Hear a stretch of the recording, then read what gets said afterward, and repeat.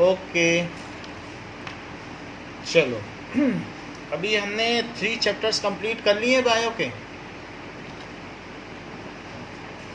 And we will move to 3 chapter हो गए ना बायो में. Now we will move to animal kingdom.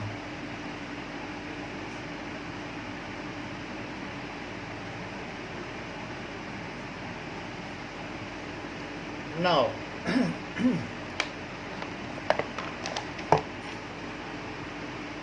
in animal kingdom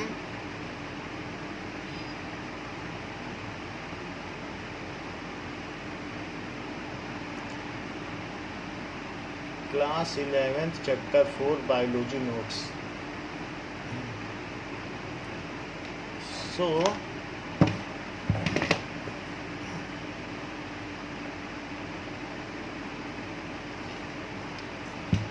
the basis for classification may be cellular level of classification, tissue level of classification, or organ and organ system level of classification.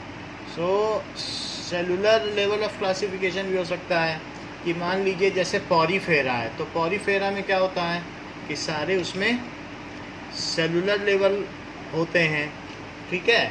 और level of classification इसमें कई तरीके का रखा गया है. Level of classification और जो भी एनिमल किंगडम है उसको कई अलग अलग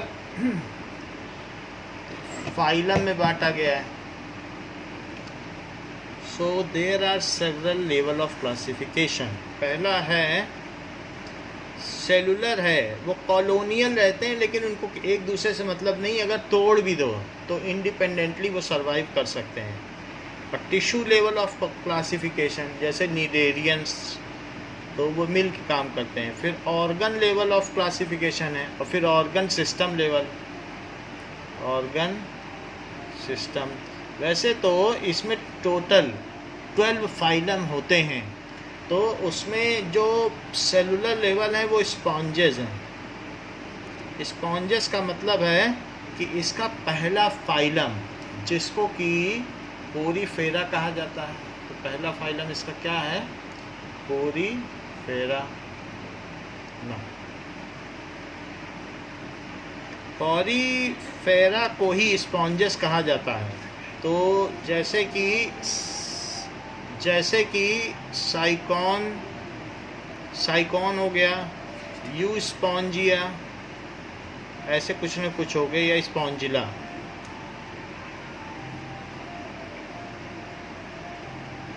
ओके. और स्पॉन्जिला ये चीज़ है. तो ये इसके एग्जाम्पल्स हैं कि इसमें वो सब होते हैं जो बहुत सॉफ्ट होते हैं, जिनसे हमारे गद्दे बनाए जाते हैं. यू स्पॉन्जिया, जैसे पहला साइकॉन है, जो दूसरा राउंड है वो यू स्पॉन्जिया, तीसरा स्पॉन्जिला है. तो पैर साफ़ करने के काम में आते हैं. बाज़ार में 10 रुपए के बहुत मिलते हैं सॉफ्ट. तो वीडियो में भी आपने देखा होगा.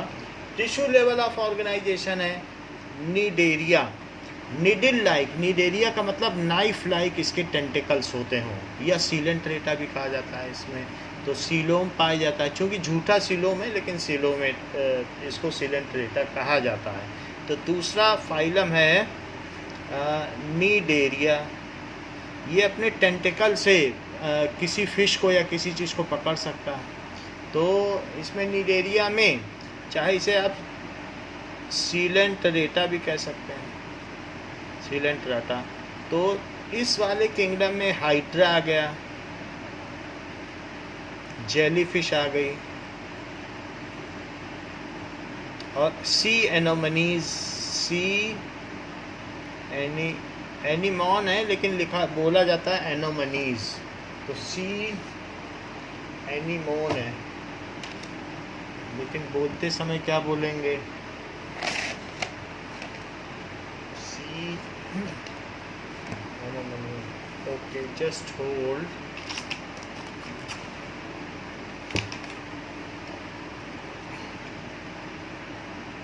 एनीमोन.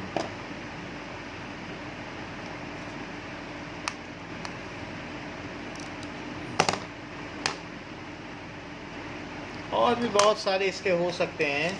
जो इनमें क्या होगा, फाइसीलिया होगा, फाइसीलिया, जिसका हमने एक पिक्चर देखा था कि सी पे ये तैरता रहता है और अपने टेंटिकल से फ़िश को पकड़ लेता है, जैसे पॉलीथीन टाइप थैली रहती है। तो फाइसीलिया हो जाएगा। इसे कहते हैं Portuguese man of war. Now that is peninsula, sea pen, peninsula, या फिर sea fan, fan like structure होगा, ऐसा भी हो सकता है। या ब्रेन जैसा दिखे तो क्या कहलाएगा, ब्रेन कोरल, ग्रीन कलर का। वैसे तो इसके और भी कलर्स होते हैं। तो हमने देखा कि पहला कौन सा है, सबसे प्रिमिटिव पोरिफेरा, दूसरा कौन सा है, कैनिडेरिया, ठीक है, और तीसरा जिसमें ऑर्गन लेवल है वो कौन से हैं, प्लेटी helminths. So that is flat हो, प्लेटी हेलमिंथीज। सो प्लेटी हेलमिंथीज नीडेरिया के साथ इसमें एक और भी फाइलम है जो टीनोफोरा। सो वो भी लगभग ऐसा ही है, लेकिन इसमें जो टीनोफोरा है उसमें क्या चीज़ पाई जाती है, उसमें बायोल्यूमिनेसेंस होता है, वो चमक उत्पन्न करते हैं, बायोल्यूमिनेसेंस।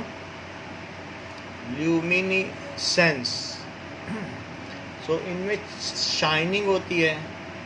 और टीनो का मतलब होता है कॉम्ब, तो इनका फोरा का मतलब जेली, तो इसका नाम होता है कॉम्ब जेली। जैसे मतलब वॉलनट नहीं होते, हाथ में पकड़ो तो ट्रांसपेरेंट जेली, हमने नहीं दिखाया है वीडियो में कि हाथ में जेली जैसे लगते हैं, बोलो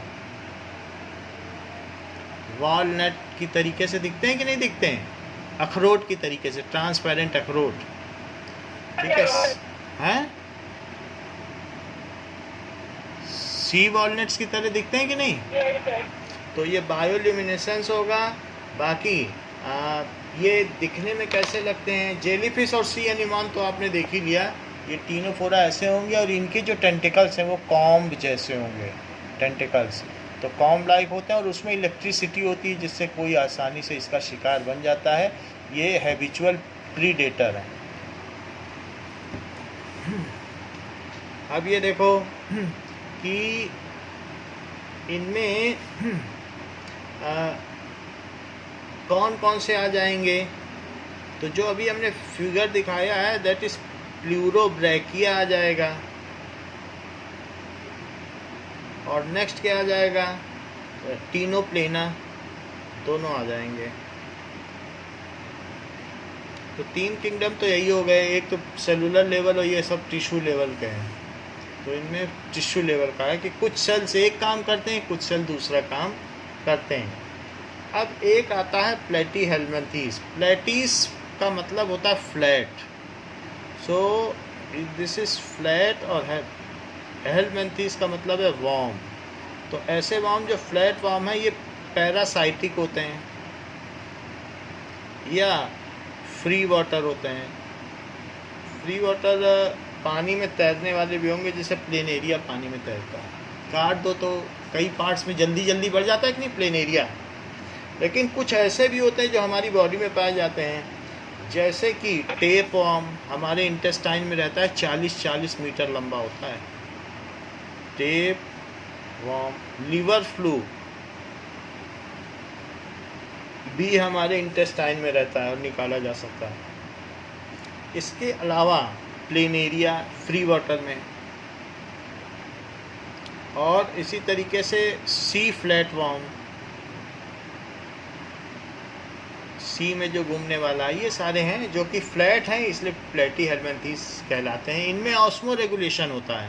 ऑस्मो रेगुलेशन का मतलब है कि सेल अब ऑस्मोसिस के द्वारा अपने अंदर बाहर जो न्यूट्रिएंट्स हैं, जो पोटेशियम और सोडियम की कंसंट्रेशन है और साल्ट की कंसंट्रेशन है, उसको रेगुलेट करती है और मेंटेन करती है। तो इसको कहते हैं ऑस्मोसिस के द्वारा साल्ट एंड वाटर की कंसंट्रेशन को रेगुलेट करना, इसको क्या कहते हैं, ऑस्मो रेगुलेशन।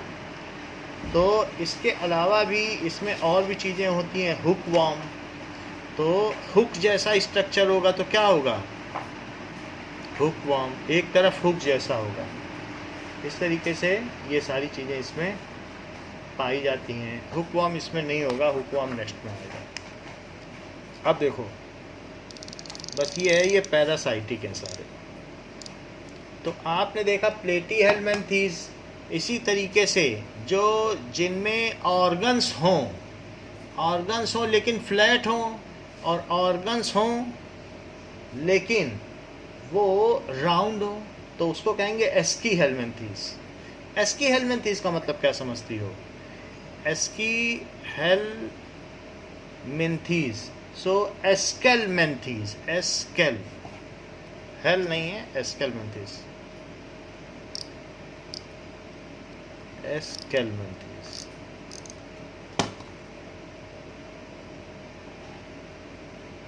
सो एस्केल का मतलब राउंड, या ये कह सकती है सैक, थैली जैसा, और मिन्थीस का मतलब है कि वार्म, ये भी कीड़े होते हैं। तो सैक वार्म, सैक का मतलब राउंड भी होता है, तो राउंड हो। जैसे एस्कैरिस देखा है कि इंटेस्टाइन में रहते हैं, तो उसे राउंड वार्म कहते हैं, एस्कैरिस। सो एस्कैरिस है, इन सब में रेडियल सिमेट्री पाई जाएगी, और ये ऐसे होते हैं कि इनमें सेक्स सेपरेट होते हैं। सेक्स सेपरेट होने का क्या मतलब है कि कुछ मेल अलग होंगे और फीमेल अलग होते हैं। तो जिनमें दोनों सेक्स एक में हैं उसको कहते हैं मोनोएशियस, और जिनमें दोनों सेक्स मेल और फीमेल अलग अलग हैं उन्हें क्या कहेंगे? डाईएशियस। तो इनमें क्या होता है, मेल अलग है, मेल एस्कैरिस अलग है, फीमेल एस्कैरिस अलग है, तो इस वजह से इसे क्या कहेंगे?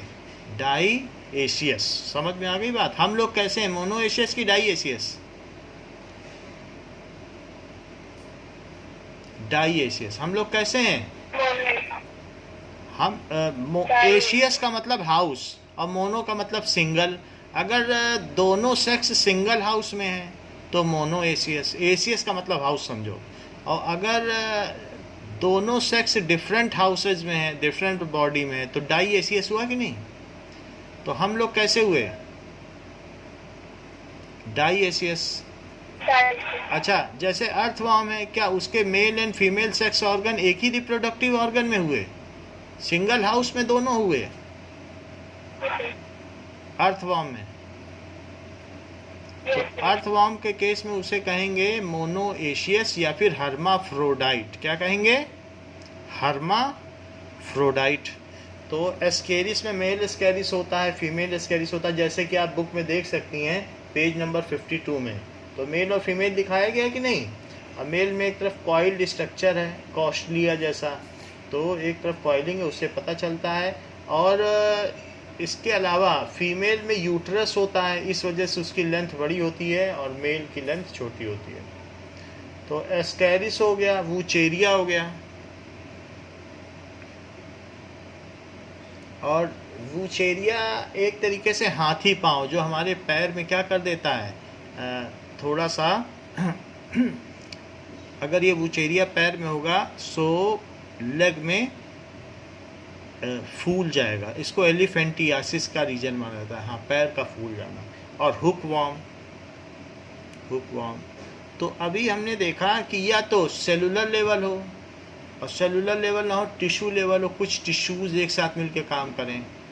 ये भी बहुत प्रिमिटिव है, अभी ऑर्गन नहीं बना है। तो जैसे टिश्यू लेवल में नीडेरियंस हो गए, हाइड्रा जेलीफिश हो गए, फिर और भी बहुत सारे नाम हैं। इसके अलावा टीनोफोरा, उसमें बायोल्यूमिनेसेंस हो तो टीनोफोरा, पोरीफेरा, निडेरिया और बायोल्यूमिनेसेंस। सिर्फ बायोल्यूमिनेसेंस एक्स्ट्रा हो जाए तो क्या हो जाएगा?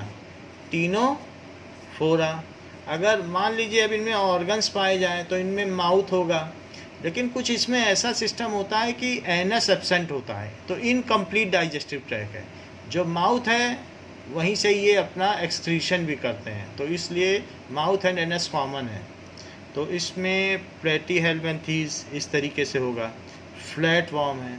फिर इसमें एस्की हेल्मिन्थीज में एस्केरिस, वूचेरिया और इसके अलावा हुक वॉर्म आ जाएंगे। नेक्स्ट इसके बाद क्या होता है कि एनेलिडा में ऑर्गन सिस्टम होता है। जब अब आप सबसे लास्ट पेज में पहुंचोगी तो वहाँ पे एक आपको सिस्टम दिखाया गया, उसमें ऑर्गन सिस्टम भी दिखाया है। पेज नंबर निकाल लो तो कि ऑर्गन सिस्टम होता है या नहीं होता है, तो यहाँ पे पता चलता है कि प्लेटीहेल्मिन्थेस एंड एस्केल्मिन्थेस, क्या इनमें ऑर्गन सिस्टम है? पेज नंबर निकालो 60, तो उसमें दिखाया गया है कि नहीं कि उसमें ऑर्गन सिस्टम है। तो मतलब ऑर्गन एंड ऑर्गन सिस्टम, एस्केल्मिन्थेस में भी ऑर्गन एंड ऑर्गन सिस्टम है।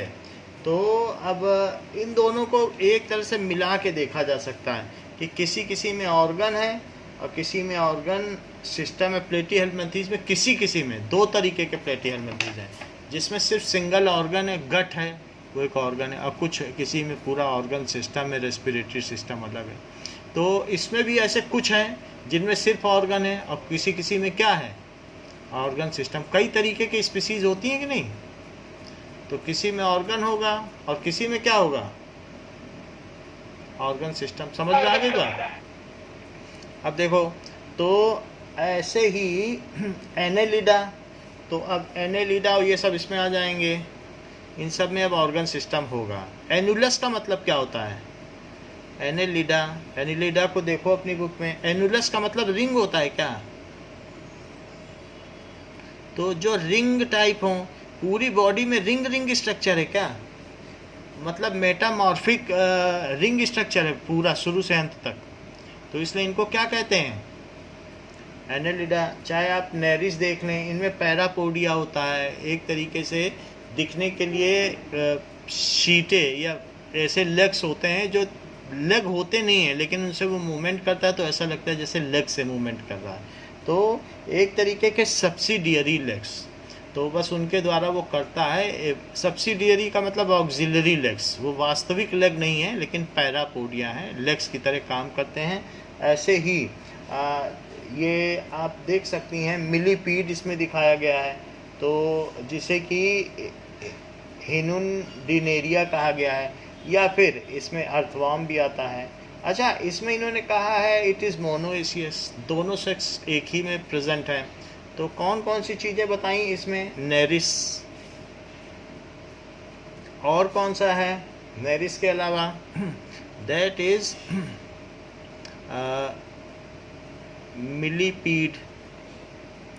मिलीपीड और अर्थवर्म, और भी बहुत सारे हैं, जैसे लीच। तो लीच में भी बॉडी सेगमेंटेड होती है, तो लीच भी इसमें आ जाएगा। इसमें क्या होता है कि नेफ्रॉन्स होते हैं, नेफ्रीडिया पूरी बॉडी में, और ये अपने स्किन के थ्रू सब जो भी वेस्ट सब्सटेंस है वो निकालता है। इसमें एक्सक्रीटरी ऑर्गन एब्सेंट होता है, तो इस तरीके से ये काम करता है। अर्थवर्म तो फार्मर्स का फ्रेंडली भी कहा जाता है। इसके अलावा सिक्स्थ क्या है? आर्थ्रोपोडा।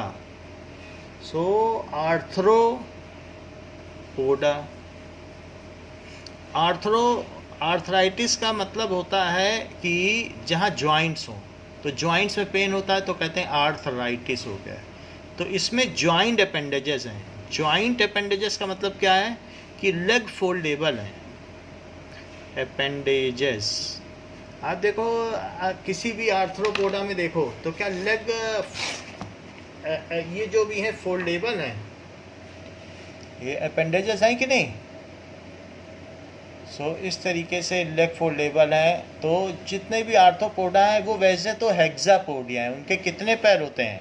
2 टेंटिकल्स होते हैं, वो उसमें स्टिंग्स भी हो सकती हैं या स्पाइरिकल्स हो सकते हैं जिससे सेंसर्स हो सकते हैं। ये इसके पास स्पाइरिकल्स है, लेकिन किसी के पास टेंटिकल्स होते हैं जो स्टिंग होती है जिसमें पॉइजन होता है। और ये देखो प्रॉन है। तो ज़्यादातर है इनमें हेड होगा, थोरैक्स गर्दन होगी और बाकी बॉडी सेगमेंटेड होगी। ये मेटामॉर्फिक नहीं है, पूरी बॉडी में सेगमेंटेशन नहीं है, सिर्फ किसी किसी बॉडी में सेगमेंटेशन है। तो इसमें ब्लड फिल्ड होता है और ऐसे ही इसका सिस्टम होता है, यानी कोई हार्ट का सिस्टम नहीं, पूरी बॉडी में बस ब्लड फिल्ड है। और आर्थ्रोपोडा का मतलब है जॉइंट अपेंडेजेस हैं, ऐसा दिखाया गया। 66% या 2/3 जितने भी ऑर्गेनिज्म हम नोन है वो सब वो इंसेक्ट वर्ल्ड ही है।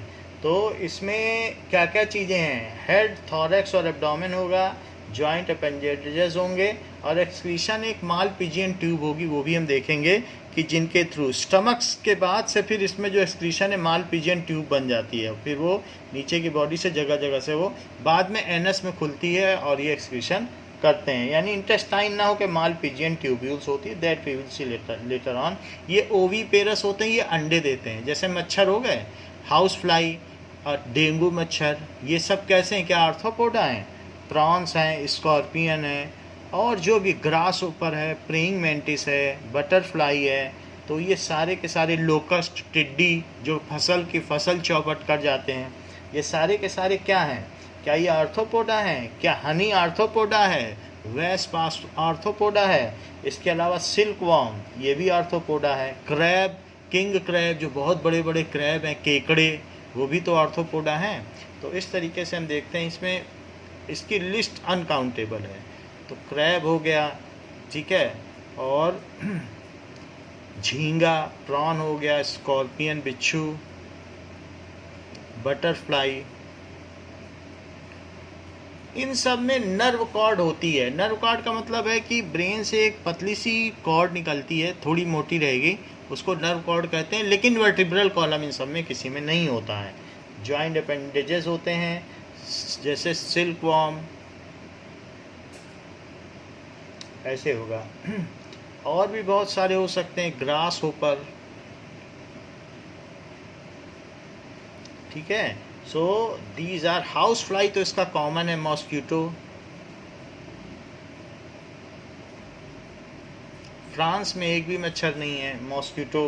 So these are various, locust, टिड्डी।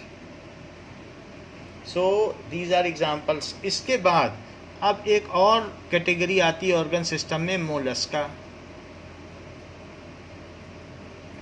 तो मोलस्का में क्या है, ये सेकंड लार्जेस्ट एनिमल है जो एक्वेटिक है, पानी में रहते हैं। जितने सी शेल्स हैं, क्या सी के ज़्यादातर एनिमल्स हैं, वो शेल्स आपने देखें कितनी तरीके के होते हैं, तो सी शेल्स हैं। सो मोलस्क्स आर मोस्टली मैराइन होते हैं, कुछ इसमें से हैं जो टेरेस्ट्रियल होते हैं। इनमें मस्कुलर फूट होते हैं, जैसे ऑक्टोपस।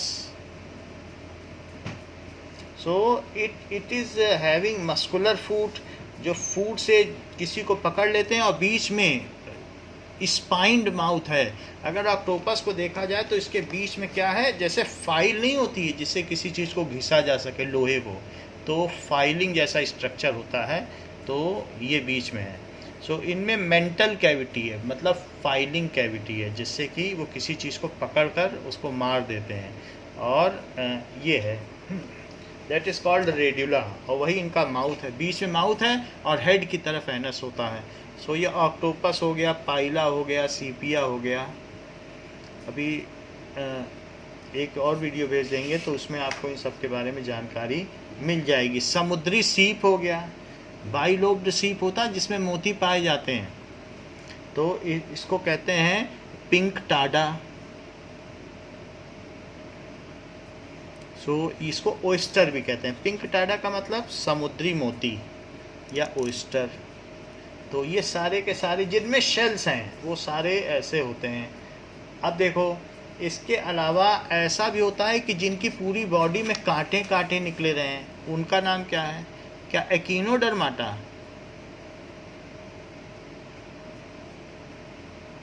एक होता है कि मोलस्क का मतलब है कि body covered with skeleton, body covered with skeleton, partially और कंप्लीटली। जैसे ऑक्टोपस है, उसका हेड है तो वो थोड़ा कवर होगा, बाकी सब में पाइला है, इन सब में पूरा का पूरा अंदर ही चला जाता है, शेल के अंदर। जबकि एकिनोडर्माटा, एकिनोस का मतलब क्या होता है? स्पाइन, कांटा। तो और डर्मा का मतलब क्या होता है? स्किन। तो जिसकी स्किन स्पाइनी हो तो स्टार फिश हो गई या ब्रिटल फिश हो गई। ऐसे बहुत सारी मछलियाँ पानी में पाई जाती हैं। और सी कुकुम्बर हो गया, इन सब में कि ये खीरे जैसा लगता है तो कुकुम्बर। सो सी कुकुम्बर ऐसा है। तो दीज आर, इनमें सेक्सेस सेपरेट होते हैं। सेक्सेस सेपरेट होते हैं का मतलब है कि दो अलग अलग है, मेल और फीमेल, तो डाइएशियस कहा जाएगा। 2 हाउसेस, तो डाइएशियस है। वाटर वेस्कुलर सिस्टम होता है, वाटर अपने आप पूरी बॉडी में अंदर आता जाता रहता है। तो वाटर, और इनकी बॉडी डॉर्सल एंड वेंट्रल होती है। डॉर्सल ऊपर है और नीचे का हिस्सा वेंट्रल कहा जाता है, जो इनके पैर हैं। तो आप स्टार और जो भी है एस्टेरिस्क और ब्रिटल स्टार आपकी बुक में बना है उसे देख सकते हैं। इसके बाद एक 9th कैटेगरी आ गई। 9th कैटेगरी कौन सी आ गई? हेमिकॉर्डाटा। हेमिकॉर्डाटा यानी कि हेमिकॉर्डाटा का मतलब है नर्व कॉर्ड तो है ही है, लेकिन अब with notochord, primitive notochord. Nerve cord का क्या मतलब होता है कि जैसे हमारे ब्रेन में से एक इस तरीके से नर्व कॉर्ड निकल आए, ये बिल्कुल लूज है, रस्सी की तरह लटकेगी, लेकिन अगर इसके ऊपर वर्टिब्रल कॉलम हो जाए यहाँ से, तो उसे क्या कहेंगे? क्या वर्टिब्रेटा? बोलो। सभी जानवरों में ये जो अंदर अंदर चल रही वो क्या है? क्या वो नर्व कॉर्ड है? और ऊपर जो बोनी स्ट्रक्चर है उसे क्या कहेंगे? नोटोकॉर्ड।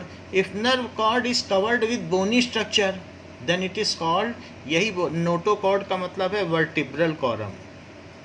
वर्टिब्रल कॉलम सभी में नर्व कॉर्ड थी इसके पहले वालों में, लेकिन अब पहली बार नर्व कॉर्ड विद नोटोकॉर्ड आ गई, बट प्रिमिटिव नोटोकॉर्ड है।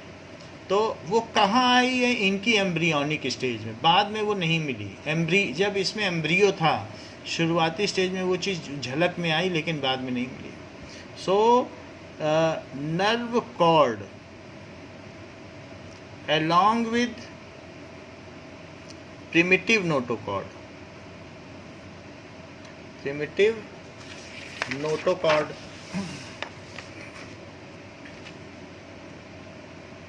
लेकिन वो नोटोकॉर्ड मिली कहाँ? क्या इन एम्ब्रियोनिक स्टेज?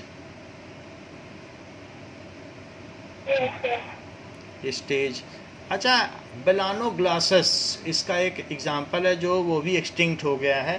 बेलानोग्लॉसस एंड सैकोग्लॉसस लगभग एक ही तरीके के हैं। तो इसका एग्जाम्पल है बेलानोग्लॉसस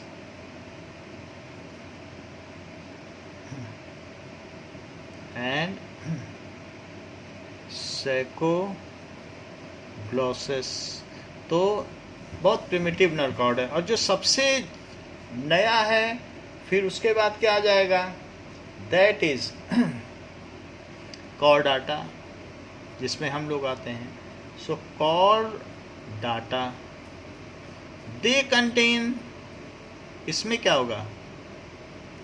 नर्व कॉर्ड, जो ब्रेन से निकलने वाली कॉर्ड है, ठीक है, उसको कहेंगे नर्व कॉर्ड। लेट अस सी कि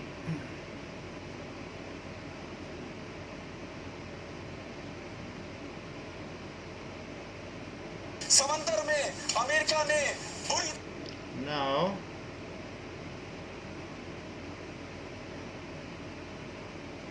anatomy of brain with nerve cord in human. So let us see ये nerve cord होती क्या है, कि जिससे हमें पता चल जाए कि आगे के लिए हम अच्छे से जान सकें।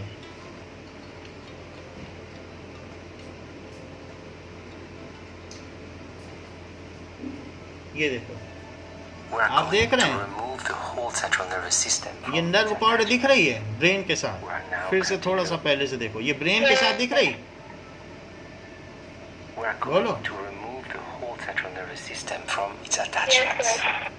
तो ये हम लोगों में होती है, लेकिन इसके ऊपर क्या एक बोनी स्ट्रक्चर भी होता है जिसको कि स्पाइनल कॉर्ड कहते हैं।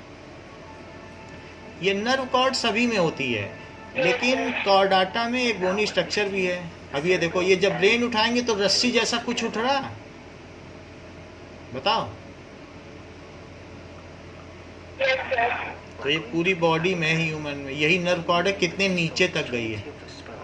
अच्छा, इसके ऊपर अगर स्पाइनल कॉर्ड के बोनी स्ट्रक्चर हो जाए, बोनी केस, जैसे हमारे घर में तार है, तो तार के ऊपर वायरिंग होती है कि नहीं, प्लास्टिक की, पीवीसी की। कितनी लंबी नर्व कॉर्ड है, देखा आपने? ओके, चलो। तो अब आपको ये बात तो समझ में आ गई कि नर्व कॉर्ड क्या होती है, नोटोकॉर्ड। इनका डिफरेंस हम बाद में लिखा देंगे। तो दे कंटेन्स नर्व कॉर्ड, इनमें क्या क्या चीज होगी, they contain nerve cord along with, किसके साथ होगी बताइए, विद नोटोकॉर्ड। कॉर्ड लिखो CHORD ना लिखकर CORD लिखो, नर्व कॉर्ड विद नोटोकॉर्ड। ये so nerve cord with bony structure,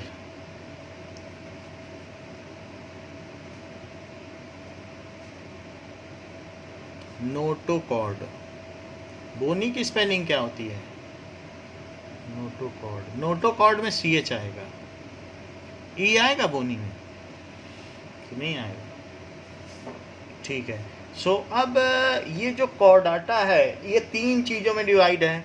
तो कॉर्डाटा के 3 कौन कौन से हैं, एक है हेमी कॉर्डाटा यानी हाफ कॉर्डाटा, दूसरा क्या है कॉर्डाटा, कॉर्डाटा में है यूरो कॉर्डाटा, और दूसरा क्या है, दैट इज सीफेलोकॉर्डाटा।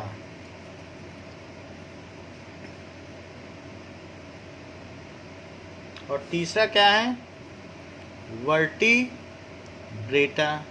तो ये बहुत प्रिमिटिव हैं, जैसे ये यूरोकॉर्डाटा, सीफेलोकॉर्डाटा, इसमें भी क्या होता है कि टेल प्रेजेंट होती है। इन सब में क्या चीज़ प्रेजेंट होगी, कि टेल प्रेजेंट होगी, लेकिन हम लोगों में सिर्फ एम्ब्रियो स्टेज में टेल प्रेजेंट होती है, बाद में वो रिमूव हो जाती है, वो वेस्टिजियल ऑर्गन है। तो इसमें हम देखेंगे कि यूरोकॉर्डाटा में जो नोटोकॉर्ड है वो किस में प्रेजेंट है, इन लार्वल स्टेज में है, यानी शुरुआती स्टेज में ही नोटोकॉर्ड प्रेजेंट है। नोटोकॉर्ड के बेसिस पे इनका डिवीजन है, लेकिन इसमें तो नोटोकॉर्ड शुरुआती स्टेज में प्रेजेंट है। जैसे आपके बुक में दिया गया है एस्कीडिया का एग्जांपल 4.17, सो एस्कीडिया। इसके बाद जो सीफेलोकॉर्डाटा है, सीफेलोकॉर्डाटा में भी ऐसे ही होता है कि while in cephalochordata it extends from head to tail region and persistent throughout life। तो cephalochordata में notochord persist throughout life, तो पूरे लाइफ में है, लेकिन वो थोड़ी प्रिमिटिव है। So it persist throughout life but it is primitive। अब देखो कि तीसरी क्या है, वर्टिब्रेटा। इसमें ये जो नोटोकॉर्ड है वो थोड़ा बोनी स्ट्रक्चर है। अब वही नोटोकॉर्ड का और एक काम होने वाला है। नोटोकॉर्ड पहले नर्व कॉर्ड थी, फिर उसके बाद क्या हुई, बोलो बताइए। नर्व कॉर्ड किसके अंदर इनकेस हो गई, क्या नोटोकॉर्ड के अंदर, बोलो। अब नोटोकॉर्ड का क्या होने वाला है, now notochord is replaced with vertebral column. Notochord अब किससे रिप्लेस हो जाएगी, उससे भी ज़्यादा अच्छा बोनी स्ट्रक्चर आने वाला है। उसको क्या कहेंगे बताओ, क्या वर्टिब्रल कॉलम कहेंगे, तभी तो इनका नाम वर्टिब्रेटा रखा गया है। So nerve cord is encased in vertebral column। Now notochord is replaced with vertebral column, column which is present in dorsal side। क्या वो हम लोगों की पीठ की तरफ है, प्रेजेंट इन वेंट्रल साइड नहीं है, डॉर्सल साइड, पीछे की तरफ प्रेजेंट है। It is present in dorsal side. Vertebrata उनको कहेंगे क्योंकि इनमें वर्टिब्रल कॉलम है। सो अब देखें, यहाँ पर ये बताया गया है कि जो कॉर्डाटा हैं, vertebrata are chordata, all vertebrata are chordata but all chordata are not vertebrata. बोलो, बात समझ में आ गई? ऑल वर्टिब्राटा क्या है? मतलब लिखा है आपकी बुक में, ऑल वर्टिब्राटा आर कॉर्डाटा, वो सभी कॉर्डेट्स हैं, हम सभी कॉर्डेट भी हैं वर्टिब्रल कॉलम के अलावा, are chordata but all chordata are not vertebrata. तो ये बात हो गई। अब जो वर्टिब्राटा हैं, इनमें पेयर्ड अपेंडेजेस होते हैं। इसमें 6 हेक्सापोडिया नहीं है, जो चीज़ें वो पेयर में है, 2 हाथ हैं, 2 पैर हैं, सब चीज़ पेयर में होते हैं। विच मे बी हैविंग फिन्स हो सकते हैं या लिम्स हो सकते हैं, तो हैव पेयर्ड अपेंडेजेस हैं। अपेंडेजेस जो भी चीज़ें बॉडी से बाहर निकल जाएं तो उसको क्या कहते हैं? Paired appendages. तो ये फिन भी हो सकते हैं या लिम्स भी हो सकते हैं। वर्टिब्राटा फिर आगे 2 तरीके के होते हैं। एक होते हैं कि जिनमें जॉज हों, और दूसरा कौन से होते हैं? जिनमें जॉज ना हो। इसको कहते हैं अग्नाथा। पेज नंबर आ जाइए 56 में। और दूसरा होता है दैट इज नेथोस्टोमेटा।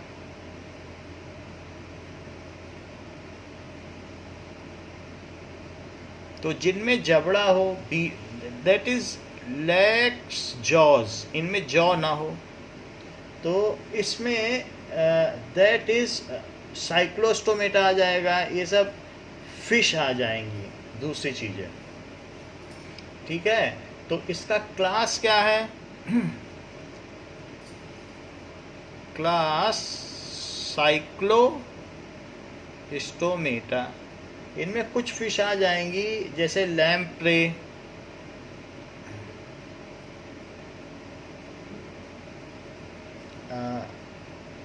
और हैग फिश, ऐसा आपके में बना हुआ है, तो उससे देखा जा सकता है, वरना नेट से भी देखा जा सकता है, हम भी दिखा देंगे।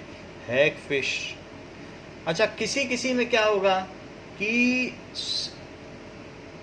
क्लास इसमें भी होगी, लेकिन जो बियर जॉ होंगे, हम लोगों में जबड़ा है तो ऊपर का टीथ है, नीचे का है, वो क्या वो बोन में इनकेस्ड है?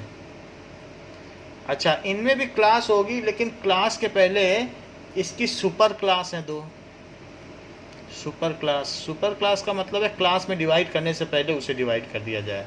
तो हमने देख लिया केपी कॉफ, किंगडम, फाइलम, क्लास, लेकिन क्लास तो एक ही कैटेगरी की टैक्सा है, तो उसके पहले एक सुपर क्लास बना के फिर क्लास बनाया गया। तो इसमें पीसेस आ जाएंगे, बाकी पीसेस में जबड़े होंगे। तो और उसमें क्या होगा? बियर्स फिन, उनमें फिन भी होंगे। तो अब इसमें 2 तरीके के हैं। कौन कौन से क्लास हैं? तो पहला क्लास क्या है? That is class chondrichthyes. Class है कॉन्ड्रीसाइट्स। और दूसरा है ऑस्टिसाइट्स। बोन हो जाए तो फिर ऑस्टिसाइट्स। तो ऑस्टिसाइट्स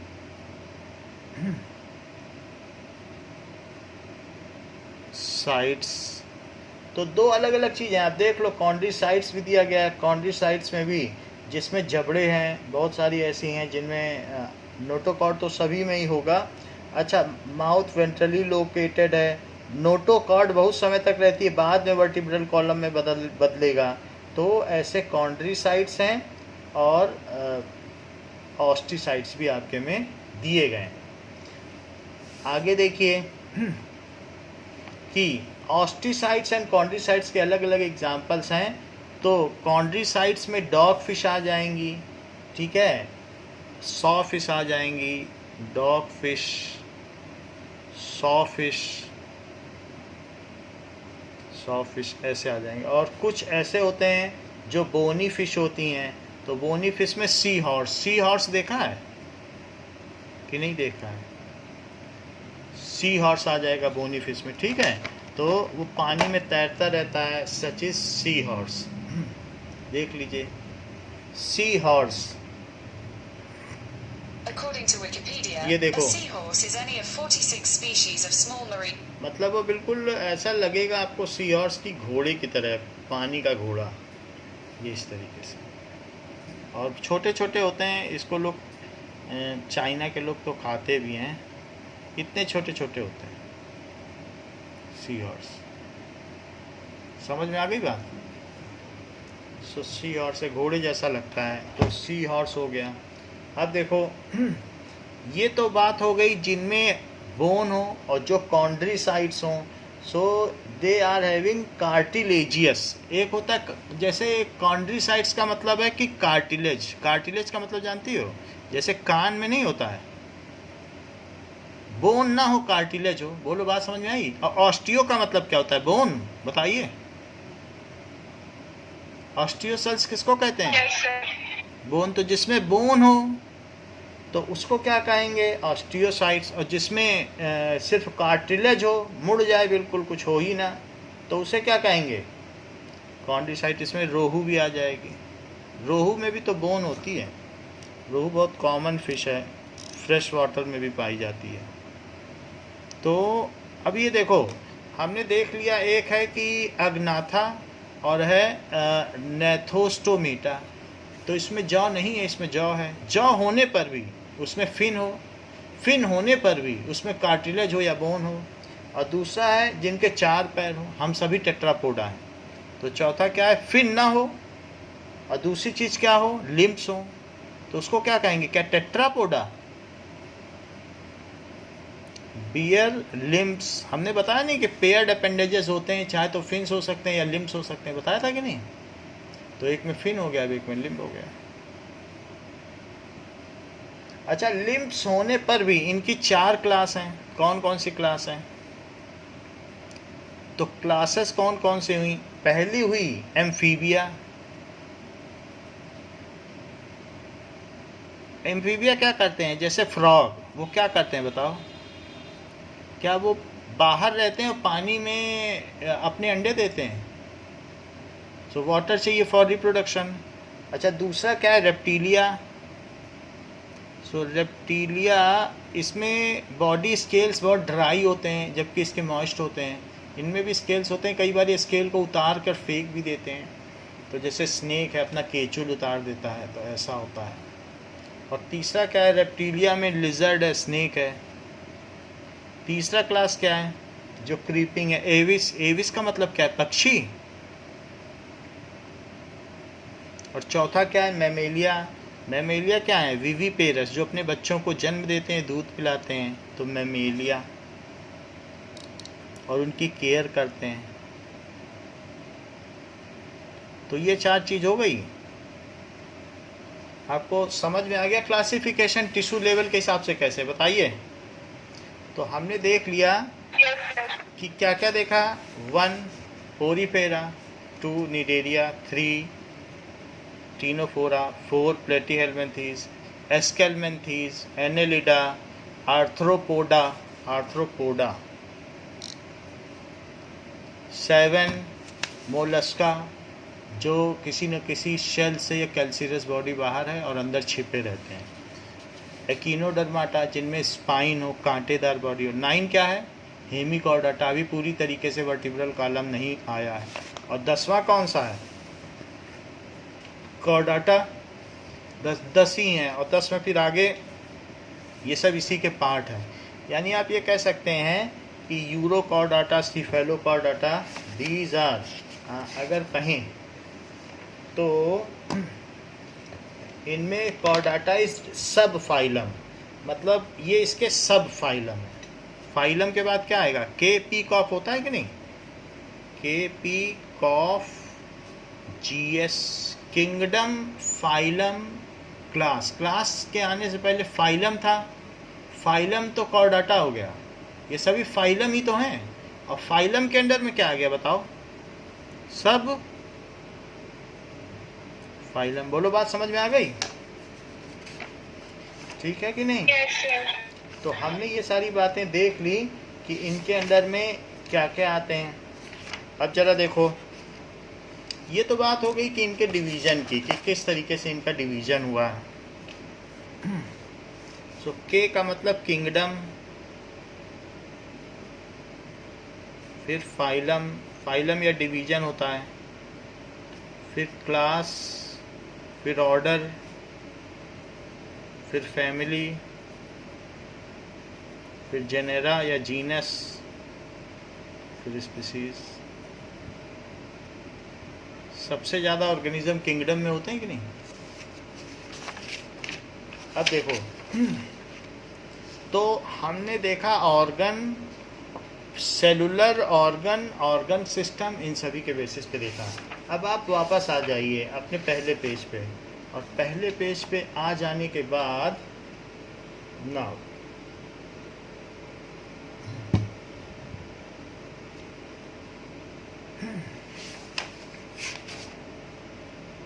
एक और क्लासिफिकेशन पैटर्न है। सो यानी हम एनिमल को सिमेट्री के बेसिस में भी कर सकते हैं क्लासिफाई। सो सिमेट्री, सिमेट्री कितने तरीके की हो सकती है? यानी अगर हम उसे कहीं से कट करें तो क्या उसकी बॉडी सिमेट्रिकल है, इसके बेसिस पर भी हम क्लासिफिकेशन कर सकते हैं। तो दो तरीके के होते हैं, एक एसिमेट्रिकल, उनमें कोई सिमेट्री पा ही ना जाए अगर हम कहीं से कट करें, सो एसिमेट्रिकल, और दूसरा है सिमेट्रिकल, मेट्रिकल, और है सिमेट्रिकल।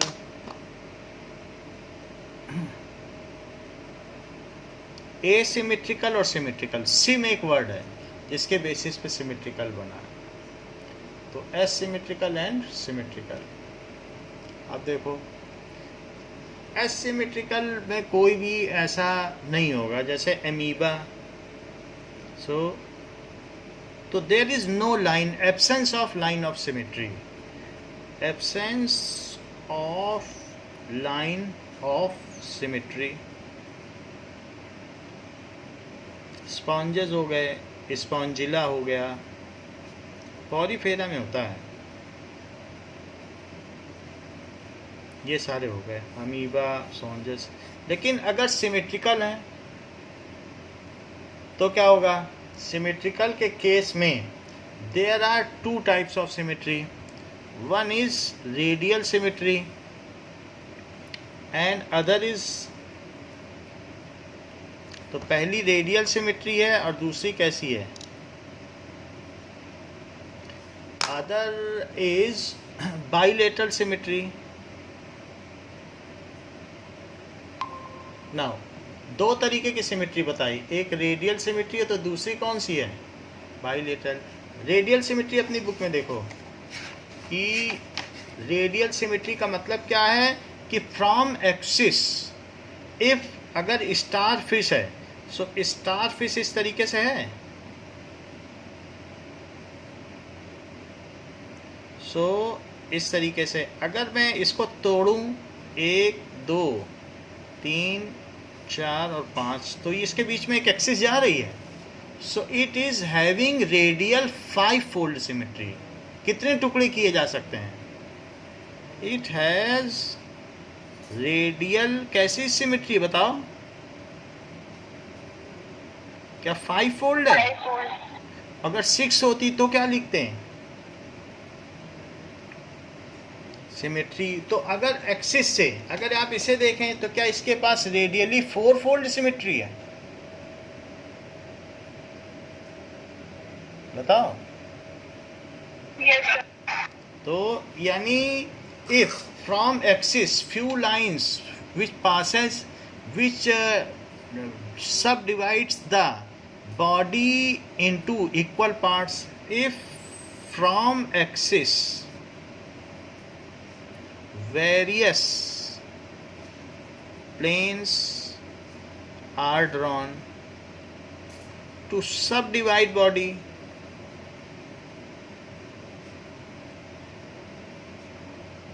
into equal parts. ये जैसे ऐसे हो कि मान लीजिए एक ऐसे हमने कर दिया, एक इस तरीके से, तो ऐसे कर दिया, और एक और, समझ में आ गई बात? तो ये चीज़ है।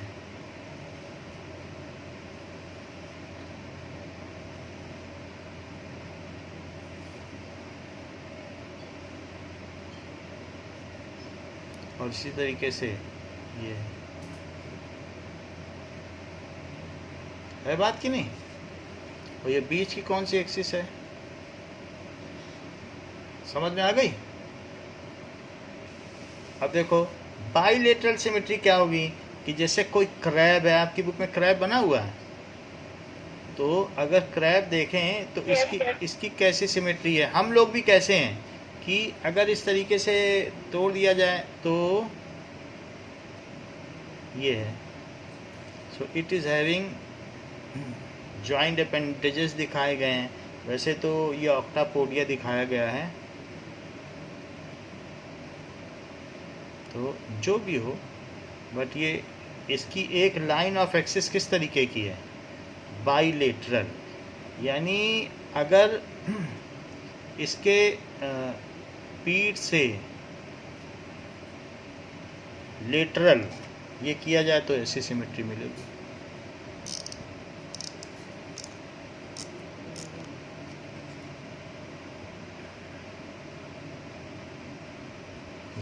तो ये बाइलेटरल सिमेट्री हो गई, ठीक है। So a single line which subdivides, so if there is only one line of symmetry, if there is only one line of symmetry, जो एक लाइन ऑफ सिमेट्री हो तो उसको क्या कहेंगे, bilateral symmetry, which subdivides body into two lefts and right, which subdivides body into identical left and right, तो उसे क्या कहेंगे। ऐसे में आप देखेंगे कि आर्थ्रोपोडा, अभी हमने आर्थ्रोपोडा का ही तो किया, केकड़े का, आर्थ्रोपोडा। ऑक्टोपस में कैसी सिमेट्री होगी बताओ? कैसे आपने पता लगाया? क्योंकि ऑक्टोपस में दो आंखें हैं। अगर ये दो आंखें ना होती तो आप रेडियल बोल देते कि नहीं? बोलो, बताइए।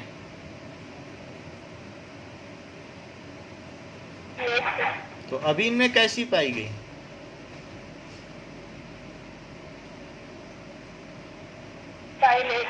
बाइलेटरल हो गई।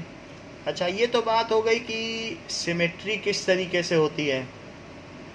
ज़्यादातर it is called radial symmetry. Radial symmetry कहाँ कहाँ पाई जाएगी? जैसे सीलेंट रेटा में पाई जाएगी।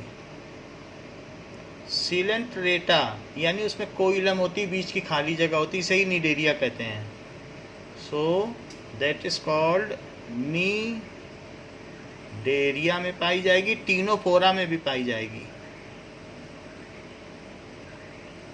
बुक में लिखा हुआ है वही लिख रहे हैं, बिल्कुल हम अलग से नहीं लिख रहे हैं। एकिनोडर्माटा में पाई जाएगी, स्टारफिश में।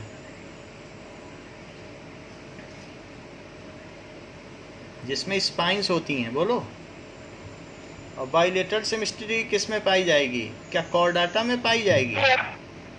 हेमिकॉर्डाटा में पाई जाएगी, बेलानोग्लोसस में। एनेलिडा, आर्थ्रोपोडा तो लिख ही दिया, इन सब में भी पाई जाएगी, ठीक है। मोलस्का में भी पाई जाएगी। इन सभी चीज़ों में इस तरीके की सिमेट्री पाई जाएगी, यहाँ तक कि जो फ्लैट वॉर्म है प्लेटी हेलमिंथेस उसमें भी। लीवर फ्लूक का कैसी सिमेट्री है बताओ?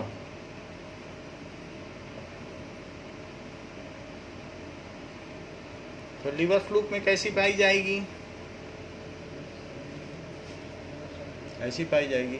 वैसे टीनोफोरा को भी ये कहना ठीक नहीं, क्योंकि उसमें सिर्फ 2 फ्लैजिला होते हैं, तो उसको हमें कहना चाहिए कि इसकी जो सिमेट्री लिख तो रेडियल ही रहा है, वो उसके टेंटिकल्स पे ध्यान नहीं दे रहा है।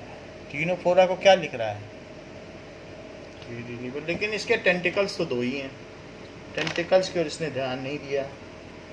अब देखो ये सारी बात हो गई सिमेट्री के बारे में। ध्यान हो, पता चल गया आपको कि सिमेट्री के लेवल पर की भी हम बांट सकते हैं। बोलो आधे आधे। अच्छा, सिमेट्री के लेवल पर अगर बांट सकते हैं तो क्या हम इनको सीलोमेटा के लेवल पर भी बांट सकते हैं? यानी इस किसी केस में होता क्या है कि जो बॉडी है उसमें जो शुरुआती जीव हैं, अब जरा पेज निकालोगी, पेज 47। तो इसमें ऐसा है बॉडी में कि बाहर में सेल्स बढ़ती चली गई, तो बाहर की जो सेल्स हैं ये हैं ना।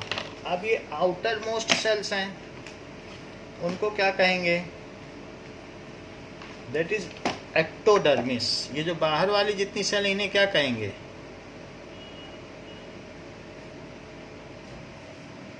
एक्टोडर्मिस। लेकिन इनकी भी ग्रोथ होगी, और अंदर में एक तरीके से गट तो होगा जिसमें खाना जाएगा, तो ये बढ़ता भी जाएगा, एक्टोडर्मिस भी बढ़ता चला गया। और ये एक्टोडर्मिस, ये सब न्यूक्लिएटेड है, एक्टोडर्मिस है। और बीच में क्या होगा कि इसमें भी एक तरीके से ये है। अब आपके ये बीच में होल है, इसमें खाना जाएगा, लेकिन इसके चारों तरफ भी तो सेल होनी चाहिए कि नहीं? तो वो क्या एंडोडर्मिस है?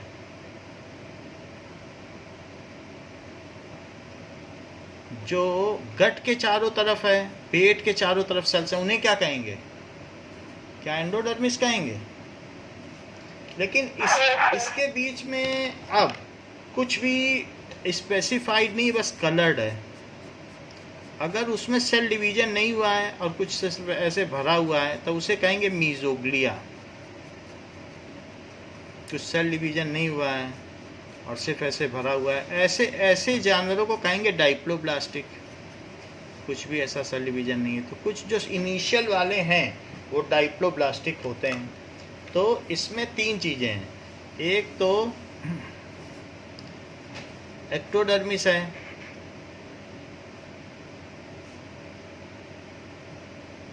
ये जो चीज़ दिखाई गई है, सेल तो सभी में होगा।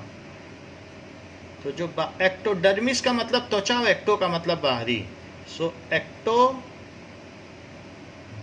और जो सबसे अंदर है उसे क्या कहेंगे? एंडोडर्मिस। ये गट है जिसमें खाना जाएगा, गट तो चाहिए ही खाने के लिए।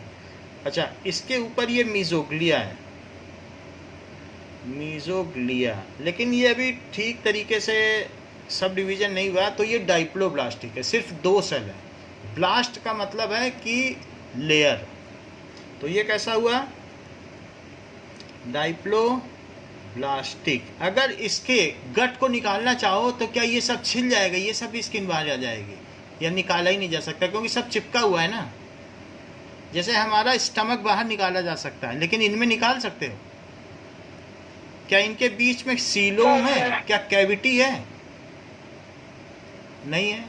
तो डाइप्लोब्लास्टिक है, और gut can not be removed, gut can not be removed as no coelom, body cavity is present. हम लोगों में सारे ऑर्गन बाहर निकाल सकते हो प्रेजेंट, तो इसको कहेंगे एसीलोमेट, क्योंकि बीच में खाली जगह है ही नहीं। अच्छा, किसी किसी में क्या होता है कि होगा यही ट्राइप्लोब्लास्टिक, बट ट्राइप्लोब्लास्टिक होने के बाद भी बीच में खाली जगह नहीं है, तो उसकी वजह से गट को नहीं निकाला जा सकता। जैसे कि ये देखो, मीजोग्लिया सब डिवाइड हो गया और मीजोग्लिया ने मीजोडर्म बना दिया। जैसे प्लांट में हाइपोडर्म होता है बीच की त्वचा, और वैसे ह्यूमन या एनिमेलिया में क्या होता है, क्या मीजोडर्म, मीजोफिल भी तो कहते हैं प्लांट में, सुना है कि नहीं? एपिडर्मिस और एंडोडर्मिस के बीच मीजोफिल नहीं होती है। मीजो का मतलब मिडिल होता है। ये तो ये हो गया। और इसके बाद जो अंदर की स्किन है उसमें भी सेल का डिवीजन हुआ। ये अंदर भी सेल का डिवीजन हुआ। और मीजोग्लिया अब किस में बदल गया बताओ? ध्यान से देखो अपनी बुक में, क्या उसने भी सेल्स बना ली हैं? बताओ। Yes, sir. तो जब इसने सेल बना ली हैं तो अब इसने ऐसे भी सेल बना लिए हैं पूरी तरीके से, और ये भर गया है, तो ये ट्राइप्लोब्लास्टिक है। लेकिन अभी भी इसमें इसके निकालने की संभावना नहीं है, आप अलग नहीं कर सकते, क्योंकि सभी त्वचाएं चिपकी हुई हैं। क्या सारी डर्मिस, आप गट निकालना चाहोगे निकल नहीं सकता है। तो ये ट्राइप्लोब्लास्टिक तो है, बट इसमें गट को रिमूव नहीं किया जा सकता, ऑर्गन को। तो ये एक्टोडर्मिस, ये मीजोडर्मिस। मीजोडर्मिस क्या मीजोग्लिया से बना है?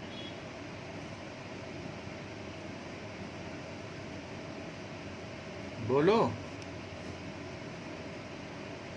Yes, sir. अब ये क्या ट्राइप्लोब्लास्टिक हो गया? Yes, sir. ब्लास्टिक का मतलब लेयर होती है, सो 3 लेयर्ड स्किन।